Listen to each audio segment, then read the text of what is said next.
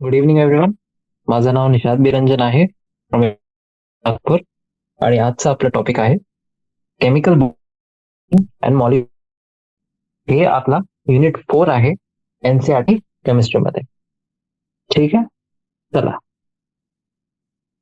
ह्याच चॅप्टर साठी आपल्याला स्ट्रक्चर ऑफ ऍटम माहिती पाहिजे आणि काही बेसिक कॉन्सेप्ट जसं की मोलार कॉन्सेप्ट आणि जे ॲटॉमिक मॉडेल्स आहे, मग photo electric effect, spinning of electrons कसे असतात, और बायोचा कॉन्सेप्ट. हे जे आपलं चॅप्टर आहे याच्यामध्ये आपण कोणते कोणते टॉपिक बघणार, आपले ऑब्जेक्टिव्ह काय काय आहे या चॅप्टरचे. चला, सगळ्यात पहिले आपण बघू Kossel Lewis approach to chemical bonding. ठीक आहे, याच्यामध्ये दोन आपले बेसिक डिफरंट टॉपिक्स आहे या चॅप्टरमध्ये. एक आहे आपला केमिकल बॉन्डिंग. केमिकल बॉन्डिंग म्हणजे काय, की आपले जे वेगळे ॲटम्स राहतात ते कसे कंबाईन होतात in the form of interaction जे राहतात त्यांच्यामध्ये. अट्रॅक्टिव्ह फोर्स राहते, मग कधी कधी रिपल्सिव्ह फोर्स पण राहते, ते पण आपण बघू. ठीक आहे, हे कसे आपले बॉन्ड करतात. आणि दुसरं आपलं राहील मॉलिक्युलर स्ट्रक्चर. ठीक आहे, म्हणजे जे आपले मॉलिक्युल्स आहेत, ऑक्सिजनचा मॉलिक्युल, सल्फर डायऑक्साईडचे मॉलिक्युल, CO2चे मॉलिक्युल, त्यांचं ओरिएंटेशन कसं राहते स्पेस टाइम मध्ये. बरोबर. सगळ्यात पहिले आपण बघू Kossel Lewis approach to chemical bond. मग त्याच्यानंतर आपण बघू ऑक्टेट रूल काय असते आणि त्याचे लिमिटेशन काय काय. मग त्याच्यानंतर आपण शिकू how to draw Lewis structures of simple molecules. ठीक आहे, मग थर्ड आपली जी कॉम्पिटन्सी आहे ती आहे formation of different types of bond जे राहतात, त्याला आपण बघू की कसे ते फॉर्म होतात. त्याच्यानंतर आपण बघू VSEPR थिअरी. VSEPR थिअरी आणि मग आपण प्रेडिक्ट करू जॉमेट्री ऑफ सिंपल मॉलिक्युल्स. जे आपले सिंपल मॉलिक्युल्स राहतात ते आपण प्रेडिक्ट करू. त्याच्यानंतर explain the valence bond approach for the formation of covalent bond. ठीक आहे, जसे की आपण इथे बघितलं होतं की formation of different types of bond सगळ्यात पहिले आपण बघितणार आहोत. आणि त्याच्यानंतर आपण बघू formation of covalent bonds. Specific covalent bonds जे आहे ते कसे बनतात. ठीक आहे, next predict the directional properties of covalent bonds. आपला याच्यामध्ये आपल्याला हे समजलं की कोव्हॅलंट बॉन्ड्स जे आहे ते आपला मोस्ट इम्पॉर्टंट टॉपिक आहे. ठीक आहे, बॉन्ड्स मध्ये. मग त्याच्यानंतर आपण बघू explain different types of hybridisation. Hybridisation काय असते ते मी सांगते तुम्हाला नंतर. आणि हायब्रिडायझेशन इन्व्हॉल्विंग कोणते कोणते orbitals, S, P and D orbitals, आणि draw shapes of simple covalent molecules. जे मी तुम्हाला सांगत होतो ना आतापर्यंत, CO2, SO2, O2, यांचे ओरिएंटेशन कसं राहते आपला स्पेस टाइम मध्ये. बरोबर. हे संपल्यानंतर आपण बघू molecular orbital theory of homonuclear diatomic molecules. ठीक आहे, homonuclear diatomic molecules, molecular orbital theory. आणि लास्ट जे आपला टॉपिक राहील ते राहील कॉन्सेप्ट ऑफ हायड्रोजन बॉम्ब. दोन बॉन्ड्स आपल्याला मेन बघायचे आहे इथे. एक आहे आपला कोव्हॅलंट बॉन्ड, बरोबर, आणि दुसरा आहे आपला हायड्रोजन बॉन्ड. ठीक आहे, चला. आता सगळ्यात पहिले आपण हे बघू की केमिकल बॉन्डची डेफिनेशन काय असते. ठीक आहे, how to define a chemical bond. The attractive force which holds various constituents, आणि हे कॉन्स्टिट्युएंट्स कोणते कोणते आपले atoms, ions etcetera, together in different chemical species is called chemical bond. ठीक आहे, तर ते अट्रॅक्टिव्ह फोर्स जे आपले खूप सारे कॉन्स्टिट्युएंट्स राहतात. कॉन्स्टिट्युएंट्स म्हणजे कोणते कोणते, ॲटम्स, आयन्स, त्यांना सोबत पकडून ठेवते, त्याला आपण म्हणतात केमिकल बॉन्ड. ठीक आहे, आणि डिफरंट केमिकल स्पीशीज मध्ये आपण बघू याच्या नंतर कोणते कोणते स्पीशीज आहे आपले. आणि आपण उत्तर असं समजू की हे जे आपले प्रश्न आहे, why do atoms combine, why are only certain combination possible. पहिले ॲटम्स कंबाईन कशाला होतात, आणि त्याच्यानंतर फक्त काही काही कॉम्बिनेशन मध्ये आणि काही कंबाईन होतात आणि माहित नाही होतात, तर हे काय आहे.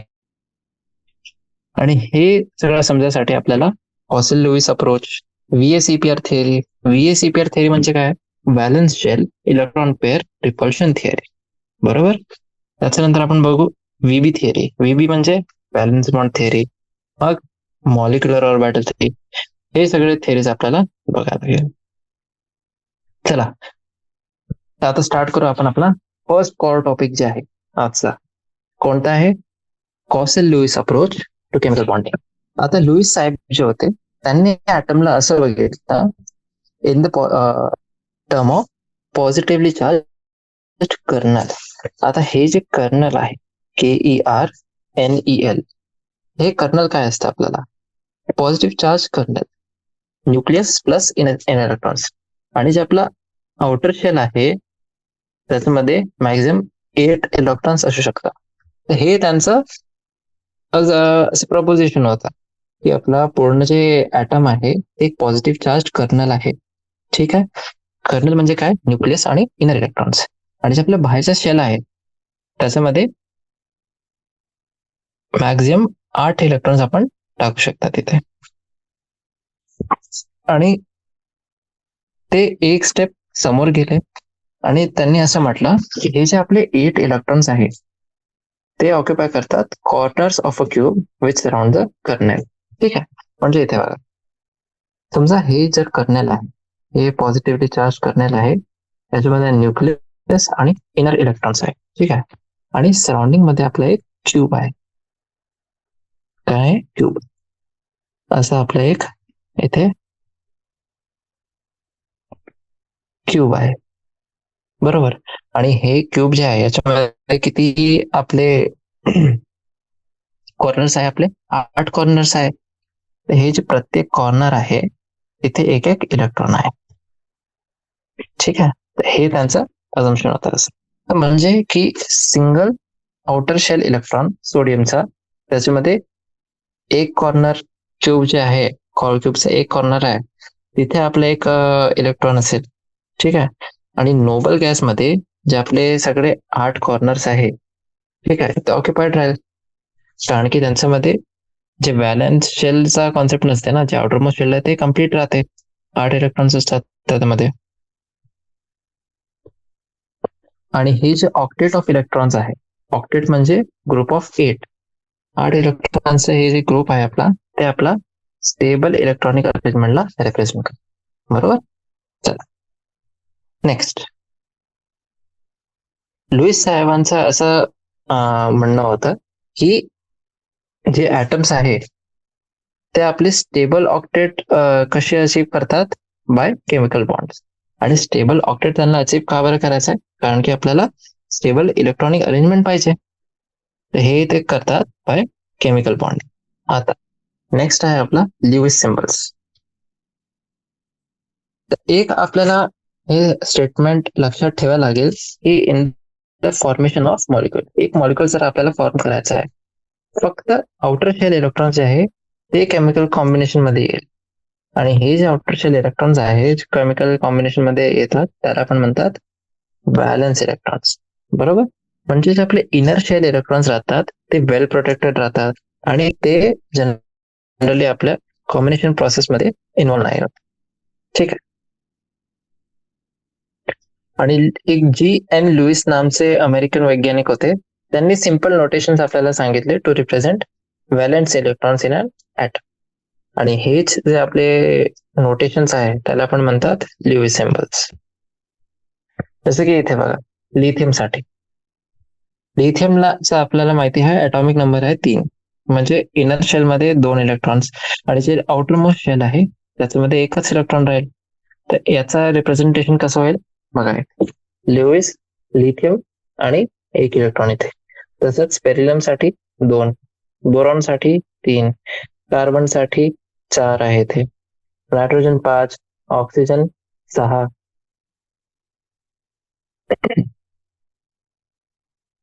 फ्लोरीन साठी 9 आहे, म्हणजे 7 आहे, आणि निऑन साठी आपल्याजवळ 8 आहे. हे आहे आपलं स्टेबल ऑक्टेट. हे काय ते स्टेबल. आता हे स्टेबल ऑक्टेट आपण असेव केलं, बरोबर. पण आता सिग्निफिकन्स काय आहे, हे जे लिव्हिस सिम्बल्स आहेत त्यांचं सिग्निफिकन्स काय आहे? जे आपले नंबर ऑफ डॉट्स राहतात एक ऍटमच्या आजूबाजूनी, ते आपल्याला काय सांगतात? Number of valence electrons. हे जे नंबर ऑफ व्हॅलेन्स इलेक्ट्रॉन्स आहे ते आपल्याला मदत करते टू कॅल्क्युलेट कॉमन और group valence of that element. ठीक आहे, जे कॉमन व्हॅलेन्स आहे किंवा ग्रुप व्हॅलेन्स आहे त्या एलिमेंटचा, त्याला कॅल्क्युलेट करेल.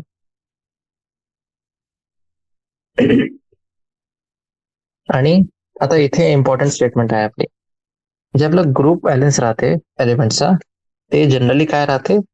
Either equal to number of dots in Lewis symbol, म्हणजे जिथे डॉट आहे तितके व्हॅलेन्स ग्रुप व्हॅलेन्स राहील, और 8 minus the number of dots of और valence electrons.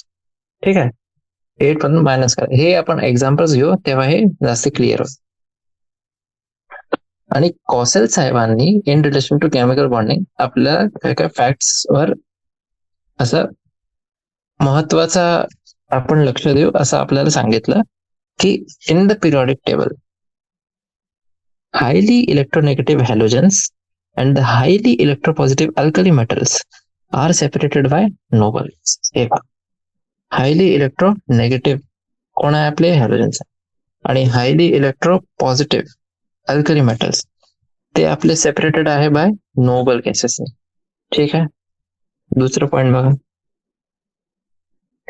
Formation of negative ion from halogen atom आणि positive ion from alkali metal atom is associated with gain and loss of an electron by the respective atoms. म्हणजे halogen जर आहे chlorine, याला एक negative ion बनवायचा तर हे एक इलेक्ट्रॉन ऍक्सेप्ट करेल.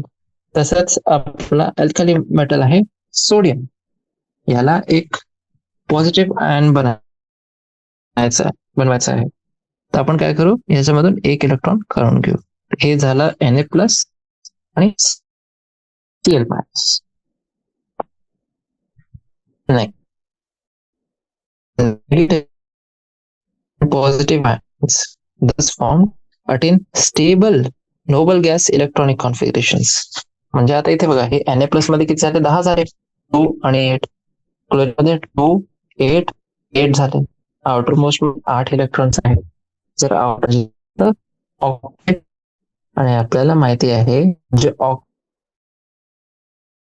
कॉन्फिगरेशन असते, बरोबर. ते जे नेगेटिव्ह आणि पॉझिटिव्ह आयन्स होते त्यांनी stable noble gas electronic configuration attain केलं. ठीक आहे, आणि तेच आपल्याला इथे स्टेटमेंट मध्ये दिलेलं आहे बघा. Noble gases with the exception of helium. आता हिलियम मध्ये तर फक्त ड्युप्लेट राहते इलेक्ट्रॉन्सचा, बरोबर. हे जे नोबल गॅसेस राहतात त्यांच्यामध्ये एक particularly stable outer shell configuration राहते ऑफ 8 इलेक्ट्रॉन्स. ठीक आहे, म्हणजे ऑक्टेट ऑफ इलेक्ट्रॉन्स असते NS2 NP6. ठीक आहे, नेक्स्ट जे आपले नेगेटिव्ह आणि पॉझिटिव्ह आयन्स आहे ते आपले कसे स्टेबलाइज होतात? त्यांनी आपला कॉन्फिगरेशन अटेन केलेला आहे, जे स्टेबल इलेक्ट्रॉनिक कॉन्फिगरेशन आहे ऑक्टेटचा ते अटेन केलेलं आहे, पण यांना स्टेबल पण व्हायला पाहिजे. तर हे स्टेबल कसे होतात? By electrostatic attraction. ठीक आहे, कसे स्टेबल होतात? हे बाय इलेक्ट्रोस्टॅटिक अट्रॅक्शन. कारण की ते आयन्स आहे आणि आयन्स आपले इनहेरंटली अनस्टेबल राहतात, बरोबर. की इथे बघा, एक्झाम्पल साठी आपण बघू फ्रॉम एन क्लोरीन. Na इथे आहे आपला सोडियम रेफरन्स साइडवर, हे झाला Na++ इलेक्ट्रॉन. ठीक आहे, म्हणजे यांनी कोणता आपला कॉन्फिगरेशन अटेंड केला? निऑनचा. निऑन आपली नोबल गॅस आहे.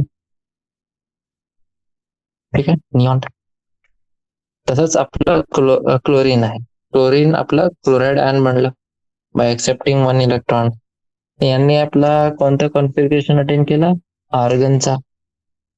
आर्गन आपला नोबल गॅस आहे आणि Na+ कंबाईन झाला with Cl- to form NaCl, किंवा आपण याला असं पण लिहू शकतो Na+Cl-. बरोबर. नेक्स्ट, तसंच आपला इथे CaF2 साठी आहे, कॅल्शियम आयन आणि फ्लोराईड आहे. आता very important, bond formed as a result of electrostatic force of attraction between the positive and negative ions was termed as electrovalent bond. Electrovalent bond काय, जे आपला बॉन्ड बनला ना आता Na+ आणि Cl- चे मला हे Na+ आणि Cl-, तर हे जे बॉन्ड आहे त्यालाच आपण म्हणतात इलेक्ट्रोव्हॅलंट बॉन्ड. ठीक आहे. आणि इलेक्ट्रोव्हॅलन्स काय राहते, इलेक्ट्रोव्हॅलन्स आपला राहते number of unit charges on the ion. ठीक आहे, किती युनिट चार्ज आहे त्या आयन. म्हणजे कॅल्शियमला आपण पॉझिटिव्ह इलेक्ट्रोव्हॅलन्स असाइन करतो ऑफ 2 आणि क्लोरीन साठी नेगेटिव्ह इलेक्ट्रोव्हॅलन्स ऑफ 1. ठीक आहे, एवढं समजलं. चला नेक्स्ट आपण बघू आता ऑक्टेट रूल, जे आपण बघत आहोत खूप वेळापासून की ऑक्टेट रूल काय आहे. हे ऑक्टेट रूल डेव्हलप केला दोघांनाही, जे आपले कॉसेल आणि लुईस होते, दोघांनाही आपलं हे डेव्हलप केला. आणि हे जे थिअरी होती हे त्यांनी डेव्हलप केली, त्याचं नाव आहे electronic theory of chemical bond. बरोबर. आणि according to this atoms can combine either by transfer of valence electrons from one atom to another.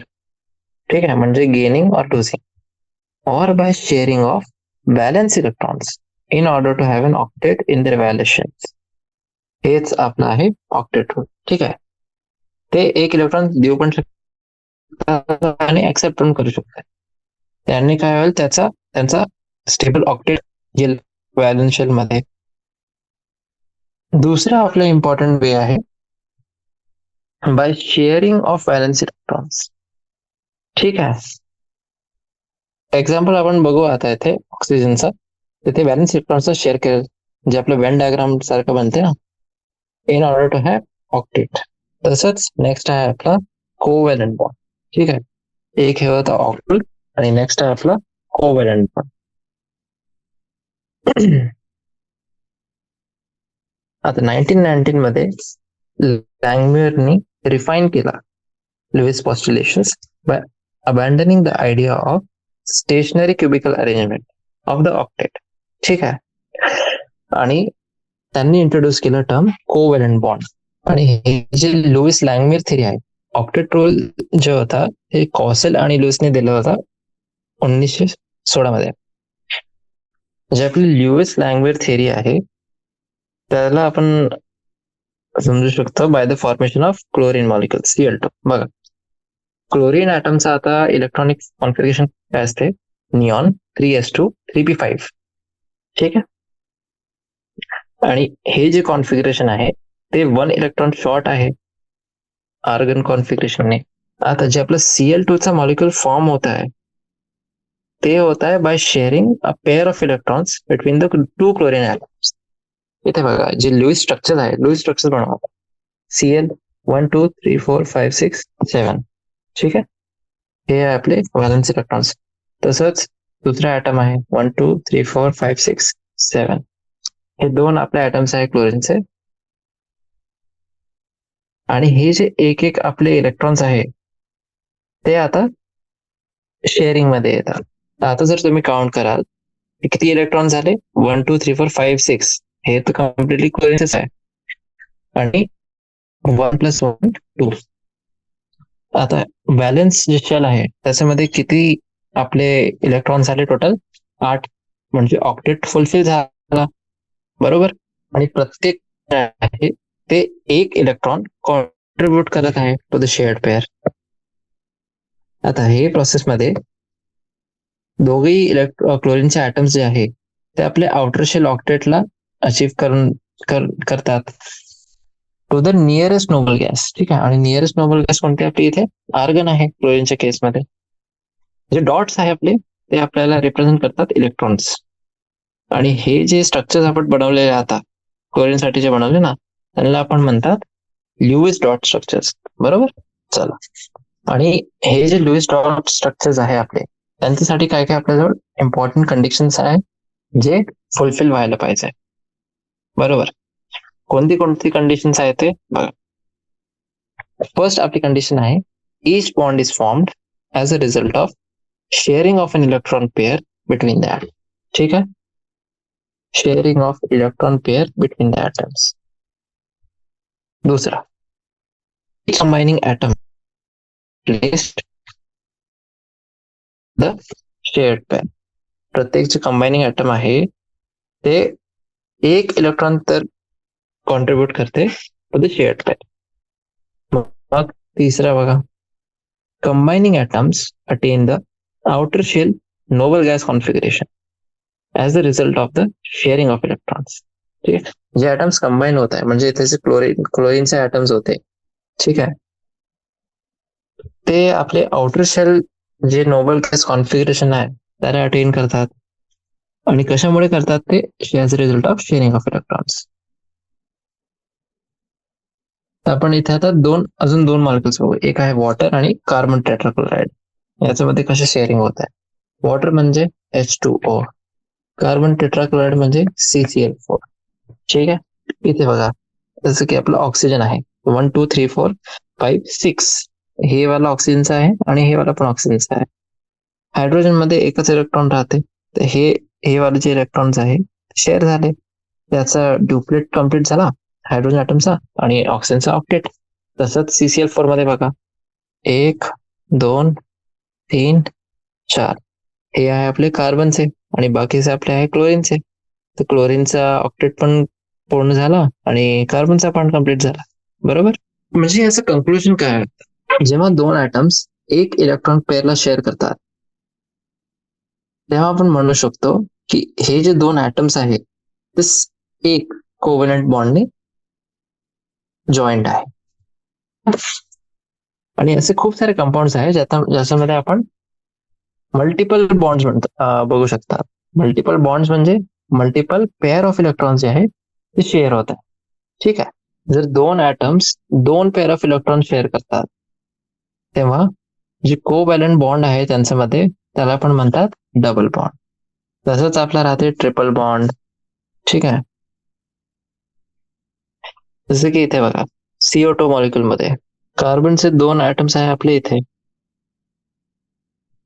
1 आणि 2, इथे पण 2 आहे, झाले 4.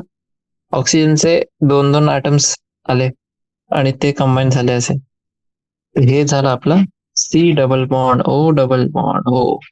ठीक आहे, हे झालं CO2. तसंच आपलं आहे C2H4. इथे पण आपली आहे ट्रिपल बॉन्डची डेफिनेशन, काहीच नाही आहे शेअर 3 पेअर ऑफ इलेक्ट्रॉन्स. जसं की आपलं आहे N2 मॉलिक्युल जे नायट्रोजन मॉलिक्युल आहे, ते कसं आहे बघा. इथे नायट्रोजन 3 इलेक्ट्रॉन्स एक नायट्रोजन ॲटमचे आणि 3 आपले दुसरे नायट्रोजन ॲटम्स. 3 आणि 3 6, 6 आणि 2 8. ठीक आहे, इथे जे आपला बॉन्ड आहे ते आहे ट्रिपल बॉन्ड. आणि दुसरं आपलं एक्झाम्पल आहे C2H2 मॉलिक्युल. C2H2 मध्ये हायड्रोजन जवळ फक्त एकच इलेक्ट्रॉन आहे, त्याला ड्युप्लेट कम्प्लीट करायला एकच इलेक्ट्रॉन पाहिजे. C triple bond C bond H. बरोबर. चला, हे होतं आपलं single bond, double bond, triple bond आणि शेअरिंग ऑफ इलेक्ट्रॉन पेअर्स त्यांच्यामध्ये किती राहतात. नेक्स्ट आपण बघू Lewis representation of simple molecules म्हणजे लुईस स्ट्रक्चर्स. आणि लुईस डॉट स्ट्रक्चर्स जर आपल्याला लिहायचे आहेत तर आपल्याला काही काही स्टेप्स फॉलो करायला लागतात. कोणते कोणते आहेत ते, the total number of electrons required for writing the structures are obtained by adding the valence electrons of the combining atoms. जे आपले ॲटम्स कंबाईन होत आहे त्यांचे व्हॅलेन्स इलेक्ट्रॉन्स आपण फक्त ऍड करू, तर आपल्याला टोटल नंबर ऑफ इलेक्ट्रॉन्स आपल्याला रिक्वायर्ड आहे ते स्ट्रक्चर्स लिहायला ते भेटून जाईल. जसं एक्झाम्पल बघा CH4. CH4 मॉलिक्युल जे आहे याच्यामध्ये 8 व्हॅलेन्स इलेक्ट्रॉन्स आपल्याजवळ अवेलेबल आहे बॉन्डिंगसाठी.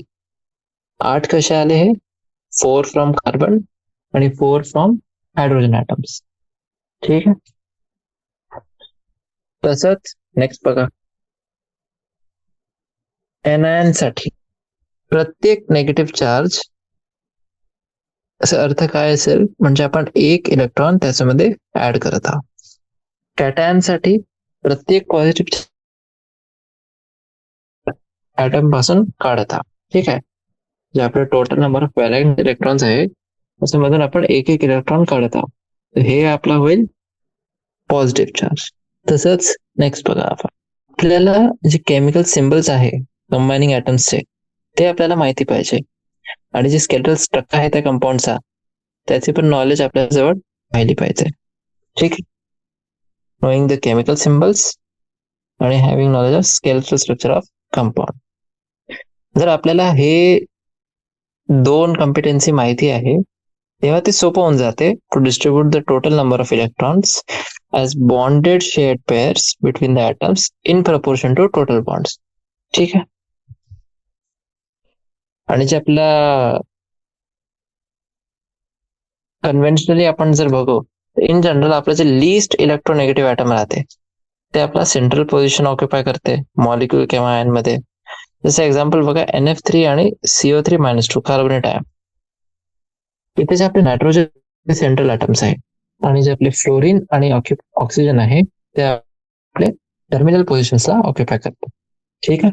आणि एकदा आपले shared pairs electrons single bond साठी आपण यूज केले, जे बाकीचे इलेक्ट्रॉन पेअर्स आहे ते मल्टिपल प्रयोग करू शकता किंवा ते लोन पेअर सारखे राहू शकतात त्यात. आणि फक्त एक गोष्ट अशी आहे आपली की प्रत्येक जे बॉन्डेड ॲटम आहे त्याला एक ऑक्टेट ऑफ इलेक्ट्रॉन्स भेटला पाहिजे, ज्याच्यामुळे ते आपलं स्टेबल इलेक्ट्रॉनिक कॉन्फिगरेशन जे आहे ते.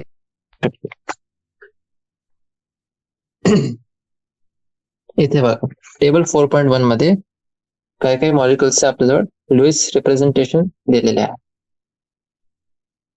जसं एक आपला मॉलिक्युल आहे H2 चा, तर याचं H सिंगल बॉन्ड H, मग आहे O2 डबल बॉन्ड, त्याच्यानंतर आहे O3. आता O3 मध्ये बघा कशा अरेंजमेंट आहे आपलं, O डबल बॉन्ड O आणि O सिंगल बॉन्ड O-. ठीक आहे. हे एक आहे O पॉझिटिव्ह आणि ए नेगेटिव्ह. तसंच आपला NF3 जे लिस्ट इलेक्ट्रोनेगेटिव्ह ॲटम आहे ते सेंटर मध्ये आहे आणि बाकीचं आपले पेरिफेरी मध्ये NF. तसंच आपलं आहे CO3-2. C आपला कार्बन जे आहे लिस्ट इलेक्ट्रोनेगेटिव्ह आहे ते हे सेंटर मध्ये आहे. तसंच इथे नायट्रोजन HNO3 मध्ये N double bond O N positive. ठीक आहे. N सिंगल बॉन्ड O- आणि सिंगल बॉन्ड OH. बरोबर. चला आता हे एक आहे आपला प्रॉब्लेम 4.1. जे काय आपण शिकलो आतापर्यंत ते याच्यामध्ये आपण लिहू शकतो. Write the list dot structure of CO molecule. ठीक आहे. चला, तर आपला स्टेप 1 काय आहे इथे, count the total number of valence electrons of carbon and oxygen atom. जे आउटर शेल कॉन्फिगरेशन आहे कार्बन आणि ऑक्सिजन ॲटमची काय काय आहे, 2s2 2p2 कार्बन साठी आणि ऑक्सिजन साठी 2s2 2p4. व्हॅलेन्स इलेक्ट्रॉन्स किती अवेलेबल आहे आपल्याजवळ, 4 + 6 10. आता स्केलेटल स्ट्रक्चर काय आहे सीओचं, असं C इथे बघा C आणि O. थर्ड बघा, सगळ्यात पहिले आपण बनवू एक सिंगल बॉन्ड, म्हणजे 1 shared electron pair between C and O, आणि ऑक्टेटला कम्प्लीट करू ऑन ऑक्सिजन. जे बाकीचे 2 इलेक्ट्रॉन्स आहे ते आपले लोन पेअर आहे C जवळ. ठीक आहे. जसं हे आपला एक इथे C बॉन्ड O. आता हे जे आपला स्ट्रक्चर आहे ते कार्बनवर ऑक्टेटला कम्प्लीट नाही करत आहे, म्हणजे आपल्याला मल्टिपल बॉन्डिंग करावं लागेल. ठीक आहे. आणि ह्या केसमध्ये आपलं ट्रिपल बॉन्ड, म्हणजे ट्रिपल बॉन्ड म्हणजे त्याचा अर्थ काय आहे की 3 इलेक्ट्रॉन पेअर्स आपले शेअर होईल. आपण बघू आता बनवून. याच्यामध्ये आपला होत आहे का फुलफिल क्रायटेरिया. 1 2 3 4 5. 1 2 3 4 5. ठीक आहे, हे आता फुलफिल होत आहे. सी ट्रिपल बॉन्ड ओ, याच्यामध्ये कार्बन आणि ऑक्सिजन दोघे जे आपले ॲटम्स आहेत ते आपला स्टेबल ऑक्टेट रूल जे आहे त्याच्यामध्ये आहे. हे स्टेबल स्ट्रक्चर आहे. तसंच आपलं आहे NO2 मायनस साठी. याच्यामध्ये पण आपण बॅलन्स इलेक्ट्रॉन्स जे आहे ते कॅल्क्युलेट करू. ते झाले 2s2 2p3 आणि ऑक्सिजन साठी 2s2 2p4. ठीक आहे. जे स्केलेटल स्ट्रक्चर आहे NO2 मायनस साठी ते आहे ONO. ठीक आहे. त्याच्यानंतर आपण एक सिंगल बॉन्ड ड्रॉ करू, म्हणजे एक इलेक्ट्रॉन पेअर शेअर्ड आहे बिटवीन नायट्रोजन आणि each of the oxygen atom. म्हणजेच आपले ऑक्सिजन ॲटम त्यांचा म्हणूनच आपल्याला मल्टिपल बॉन्डिंग करावं लागेल. नायट्रोजन हे आपण कशा सेव्ह करू शकतो, आपण एक ऑक्सिजन सोबत त्याचा डबल बॉन्ड बनवू. ठीक आहे, जसं की हे वाला फिगर बघा. तर इथे ऑक्सिजनचे आपला 8 इलेक्ट्रॉन झाले, नायट्रोजनचे पण 8 इलेक्ट्रॉन झाले आणि हे जे दुसरं ऑक्सिजन आहे त्याचे पण 8 इलेक्ट्रॉन झाले. बरोबर. चला, हे होतं आपलं लुईस डॉट स्ट्रक्चर्स कसे आपण बनवू डिफरंट मॉलिक्युल्स साठी, आयन साठी. नेक्स्ट आपला आहे फॉर्मल चार्ज. आता लुईस डॉट स्ट्रक्चर्स जे राहतात ते आपले ऍक्च्युअल शेप जे राहते मॉलिक्युल्सचा ते आपल्याला नाही सांगत. ठीक आहे. आणि जे आपले पॉलीॲटॉमिक आयन्स राहतात त्याच्यामध्ये जे नेट चार्ज आहे ते आपल्या एक आयन जवळ असते as a whole and not by a particular atom. आणि हे जे फॉर्मल चार्ज आहे त्याचा अर्थ काय असते, difference between number of valence electrons of that atom in an isolated or free state and the number of electrons assigned to that atom in the Lewis structure. म्हणजे जे आपल्या जे ॲटम आहे त्याच्यामध्ये जितके आपले व्हॅलेन्स इलेक्ट्रॉन्स आहेत ते म्हणजे आयसोलेटेड आणि फ्री स्टेट मध्ये, आणि जे नंबर ऑफ इलेक्ट्रॉन्स त्या ॲटमला लुईस स्ट्रक्चर मध्ये असाइन केलेलं आहे यांचं जे डिफरन्स आहे ते आपला फॉर्म्युला चार्ज आहे. इथे बघा, हे पिक्टोरियल रिप्रेझेंटेशन मध्ये पण आपण बघू शकतो. Formal charge Fc on an atom in a Lewis structure is equal to काय आहे ते, total number of valence electrons in the free atom minus total number of non-bonding म्हणजे lone pair of electrons minus half into total number of bonding or shared electrons. ठीक है.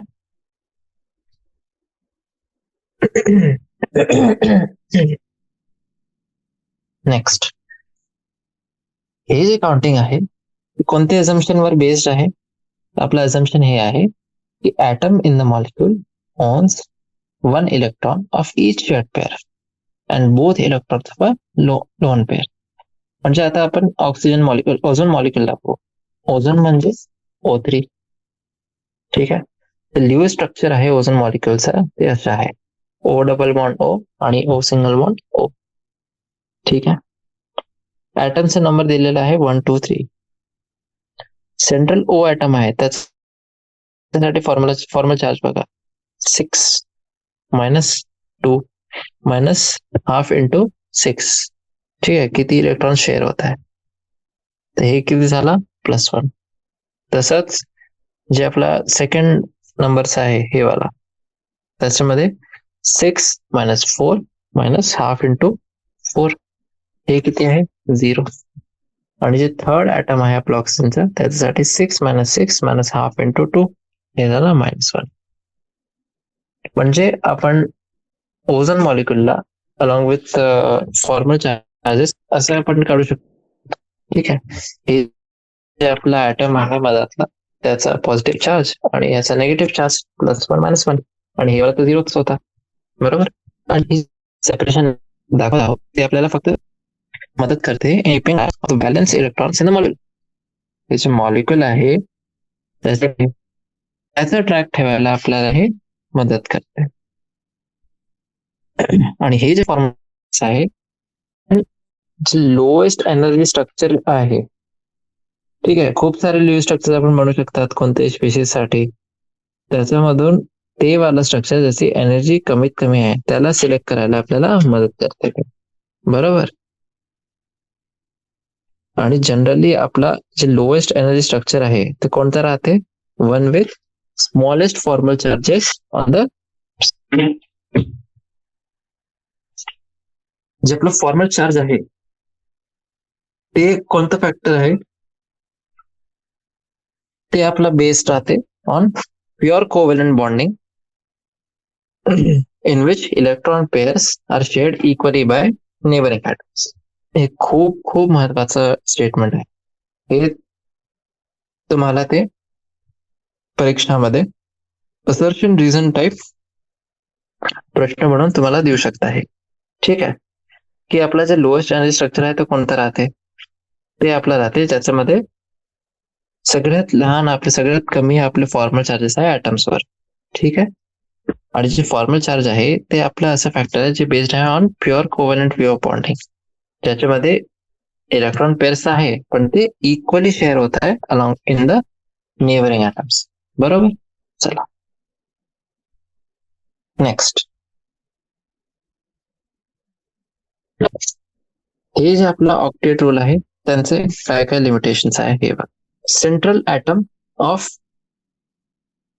जे आहे आपला molecule त्याचं इनकम्प्लीट ऑक्टेट. ठीक आहे. काही काही कंपाऊंड आपले असे आहे ज्याच्यामध्ये जे number of electrons surrounding central atom आहे ते लेस दॅन 8 आहे. ठीक आहे. आणि हे स्पेशली आपला कोणता केस राहते, कोणत्या एलिमेंट साठी राहते? ते एलिमेंट ज्यांचे व्हॅलेन्स शेलमध्ये 4 पेक्षा कमी इलेक्ट्रॉन्स राहतात. ठीक आहे. म्हणजे आपण असं म्हणू शकता की त्यांच्यामध्ये लेस दॅन 4 आपले व्हॅलेन्स इलेक्ट्रॉन्स राहतात. बरोबर. आणि त्यांचा एक्झाम्पल आहे आपला LiCl, BeH2, BCl3. मग हे दुसरा आपला लिमिटेशन आहे ऑड इलेक्ट्रॉन मॉलिक्युल्स. ठीक आहे. ते मॉलिक्युल ज्यांच्यामध्ये ऑड नंबर ऑफ इलेक्ट्रॉन्स राहतात, तर यांच्यामध्ये आपण शेअरिंग जर करू तर शेअरिंगच्या नंतर पण जे इलेक्ट्रॉन पेअर्सची शेअरिंग आहे त्याच्या नंतर पण याच्यामध्ये काही 1 किंवा 3 इलेक्ट्रॉन्स उरलेले राहतात. तर यांच्यामध्ये आपलं ऑक्टेट रूल जे आहे ते सगळे जे आपले ॲटम्स आहे त्यांच्यासाठी सॅटिस्फाय नाही.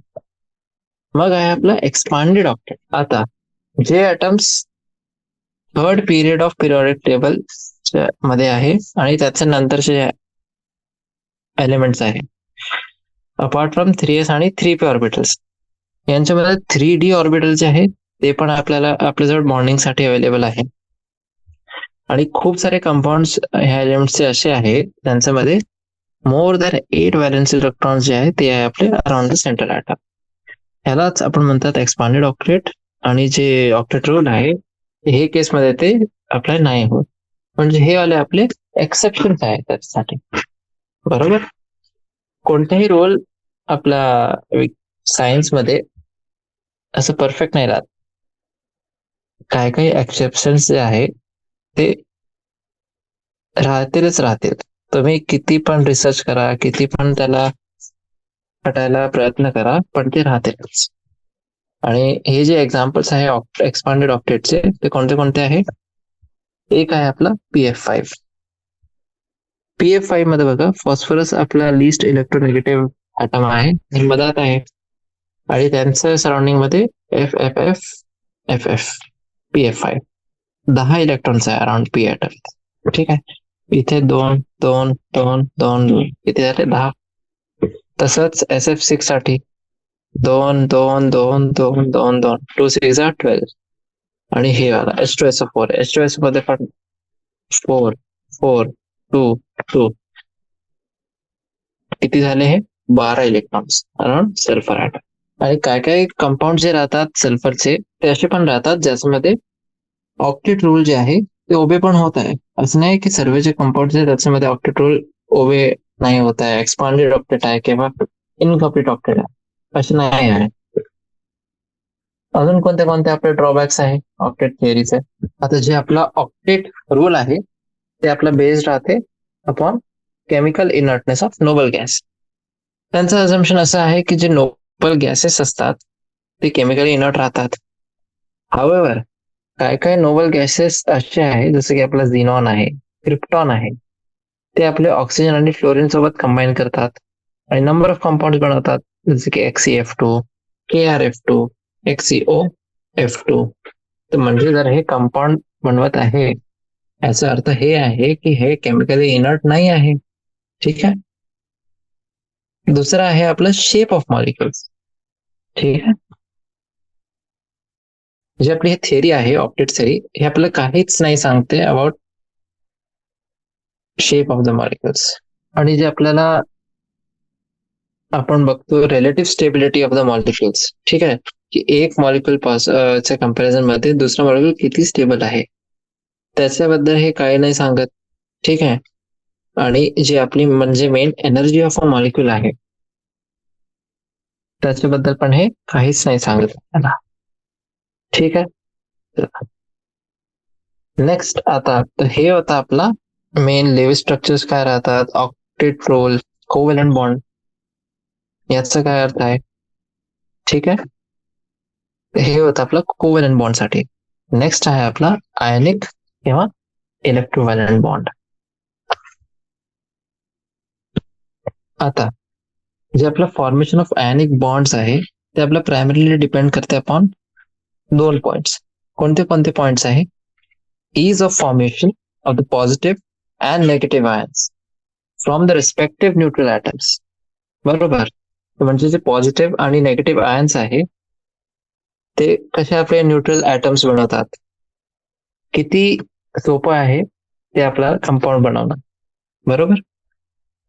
आणि दुसरा arrangement of the positive and negative ions in the solid that is lattice of the crystalline compound. ठीक आहे, की जे आपला लॅटिस आहे आपला क्रिस्टलाइन कंपाऊंडचा त्याच्यामध्ये पॉझिटिव्ह आणि नेगेटिव्ह आयन्स जे आहे त्या सॉलिडमध्ये त्यांचं अरेंजमेंट कसं आहे. पॉझिटिव्ह आयन बनवण्यासाठी एक प्रोसेस असते ज्याला आपण म्हणतात आयनायझेशन. म्हणजे न्यूट्रल ऍटम पासून आपण इलेक्ट्रॉनला रिमूव्ह करतो. अँड जे आपलं नेगेटिव्ह आयन आहे त्यासाठी ऍडिशन ऑफ इलेक्ट्रॉन होत आहे इलेक्ट्रॉन ऍटम मध्ये. ठीक आहे. हे जर आपल्याला आणि पॉझिटिव्ह आयन म्हणजे काय, कॅटायन. हे जे कॅटायन आहे त्याला बनवण्यासाठी जे इलेक्ट्रॉन रिलीज होत आहे तर इथे आहे आपला आयनायझेशन एन्थॅल्पी. कोणती एन्थॅल्पी? आयनायझेशन. आणि एनायन साठी एनायन म्हणजे काय असतं आपलं नेगेटिव्ह इलेक्ट्रॉन गेन एन्थॅल्पी राहते एनायन साठी. हे जे आता इलेक्ट्रॉन गेन एन्थॅल्पी आहे ते आपली एन्थॅल्पी चेंज आहे जेव्हा एक गॅस फेज ॲटम त्याचं ग्राउंड स्टेट मध्ये जे आहे ते एक इलेक्ट्रॉन गेन करत आहे. ठीक आहे. हे आपले डेफिनेशन आहे इलेक्ट्रॉन गेन एन्थॅल्पीचे, म्हणजे डेल्टा EgH. काय आहे? एन्थॅल्पी चेंज जेव्हा एक गॅस फेज ॲटम जे ग्राउंड स्टेट मध्ये आहे ते एक इलेक्ट्रॉनला गेन करत आहे. आता हे जे इलेक्ट्रॉन गेन प्रोसेस आहे ते आपला एक्झोथर्मिक पण राहू शकते आणि एंडोथर्मिक. बरोबर. पण जे आपला आयनायझेशन आहे, आयनायझेशन दरवेळा आपला एंडोथर्मिकच राहतो. ठीक आहे. आणि इलेक्ट्रॉन ॲफिनिटी काय आहे आता? ठीक आहे, हे तर होतं आपली इलेक्ट्रॉन गेन एन्थॅल्पी. इलेक्ट्रॉन ॲफिनिटी काय असते? इलेक्ट्रॉन ॲफिनिटी आपली आहे negative of the energy change accompanying electron gain. ठीक आहे. जे एनर्जी चेंज होत आहे इन गेन इलेक्ट्रॉन एनआयन साठी त्याचं जे नेगेटिव्ह आहे ते आपली इलेक्ट्रॉन ॲफिनिटी आहे. आणि हे फॅक्ट आता ऑब्विस आहे की जे आयनिक बॉन्ड्स आहेत ते कोणत्या एलिमेंट्स मध्ये इझिली फॉर्म होणार, त्याच्यामध्ये कम्पॅरेटिव्हली कमी आहे आपली आयोनायझेशन एन्थॅल्पी.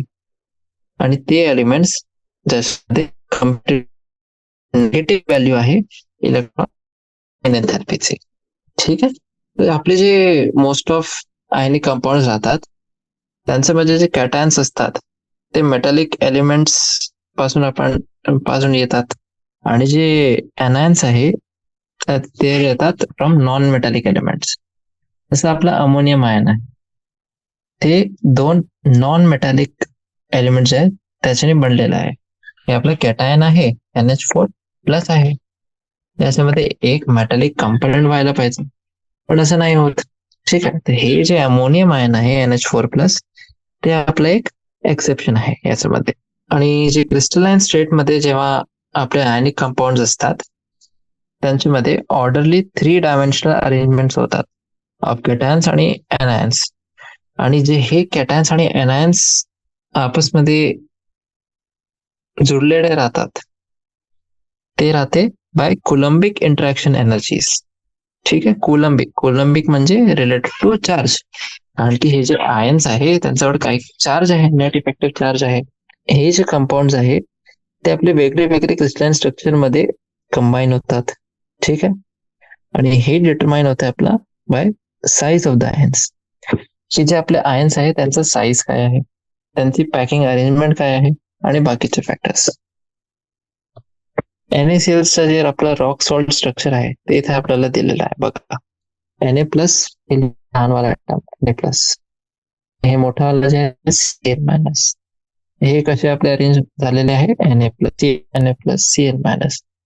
असे ते कोलंबिक इंटरॅक्शन एनर्जीजनी जुडलेले आहे. म्हणजे आपण असं म्हणू शकतो की जे आपला क्वालिटेटिव्ह मेजर आहे of stability of an ionic compound is provided by its enthalpy of lattice formation, and not simply by achieving octet of electrons around the ionic species in gaseous state.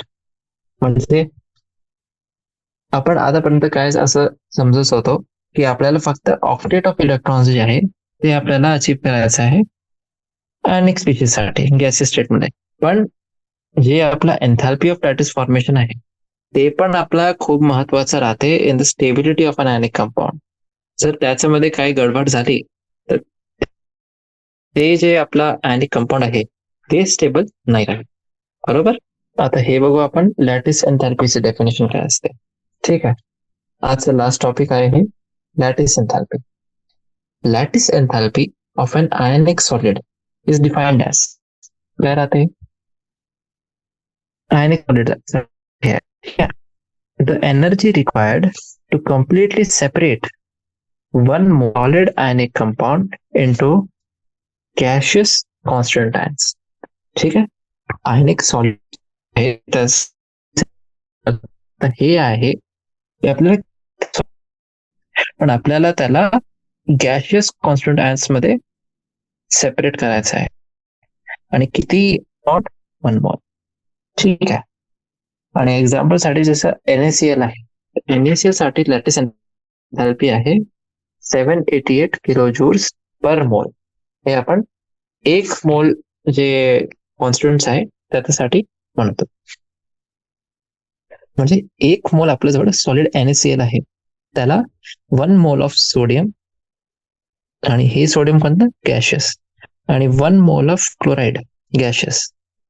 त्याच्यामध्ये जर आपल्याला separate करायचं आहे to N infinite distance, त्याच्यासाठी जे energy आपल्याला लागते 788 kilo joules, हे राहते त्याची लॅटिस एन्थॅल्पी. आता हे जे आपलं प्रोसेस आहे याच्यामध्ये दोघेही आपले फोर्सेस राहतात. ठीक आहे, अट्रॅक्टिव्ह फोर्सेस राहतात between ions of opposite charge, आणि रिपल्सिव्ह फोर्सेस पण राहतात between ions of light charge. Positive repulsion, negative repulsion, positive आणि नेगेटिव्ह अट्रॅक्शन. आता सॉलिड क्रिस्टल आपला 3 डिमेन्शनल स्ट्रक्चर आहे, तर फक्त जे आपला लॅटिस एन्थॅल्पी आहे त्याला आपण इंटरॅक्टिव्ह जो फोर्स आहे अट्रॅक्शन आणि रिपल्शनचे, त्याच्याने आपण कॅल्क्युलेट नाही करू शकतो त्याची लॅटिस एन्थॅल्पी. जे आपले दुसरे फॅक्टर्स राहतात जे आपले क्रिस्टल जॉमेट्री सोबत असोसिएटेड आहे त्यांना पण आपल्याला इन्क्लूड करायला लागते याच्यामध्ये. ठीक आहे, तेव्हाच आपण जे आपलं कम्प्लीट डिस्क्रिप्शन आहे त्या लॅटिस साठी, त्या आयनिक कंपाऊंड साठी, ते आपण देऊ शकतो. बरोबर. हे होतं आपलं आजचा टॉपिक. आपण 2 मेजर टॉपिक्स कव्हर केले. ठीक आहे. याच्या नंतर आपण बघू बॉन्ड पॅरामीटर्स, की आपली बॉन्ड लेंथ जी आहे ते काय राहते, बॉन्ड लेंथचा काय अर्थ आहे, बॉन्ड अँगल काय आहे, बॉन्ड एन्थॅल्पी काय आहे. आपण आता जे बघितली होती लॅटिस एन्थॅल्पी, पण बॉन्ड एन्थॅल्पी आपली काय असते. ठीक आहे. मग त्याच्यानंतर आपण बघू बॉन्ड ऑर्डर, रेझोनन्स स्ट्रक्चर्स काय असतात. ठीक आहे. रेझोनन्स स्ट्रक्चर्स, मग एक प्रॉब्लेम घेऊ आपण आणि त्याच्याने आपण समजू जे काय आपण कॉन्सेप्ट आतापर्यंत घेतले त्यांना रिवाइज करू. नेक्स्ट आपण बघू पोलॅरिटी ऑफ बॉन्ड्स, जे आपले बॉन्ड्स राहतात, single bond, double bond, triple bond, त्यांची पोलॅरिटी किती असते.